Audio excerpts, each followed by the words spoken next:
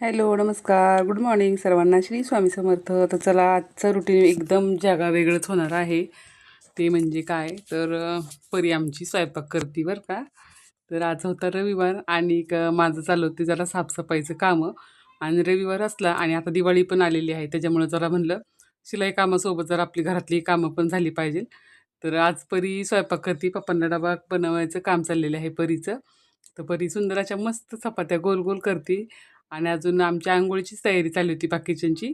तर परीच्या पप्पांना डबा द्यायचा होता म्हणून परीने भेंडीची भाजी आणि चपाती केली. आज दुसरं काही केलं नव्हतं, भात वगैरे काय. भात आमटी हे सगळं आम्ही दुपारनी करणार होतो. पण परीच्या पप्पांना डबा द्यायचा होता म्हणून आज परीने सुरुवात केली. आणि माझी सुरुवात चालली होती की मी सगळं ज्या दिवशी रविवार असेल त्या दिवशी मग टॉयलेट, बाथरूम हे सगळं क्लीन करून घेते. आणि आज दरवाजेवर सगळेच धुवून घ्यायचं होतं. त्यामुळे मी एकदम शेवट अंघोळ केली होती.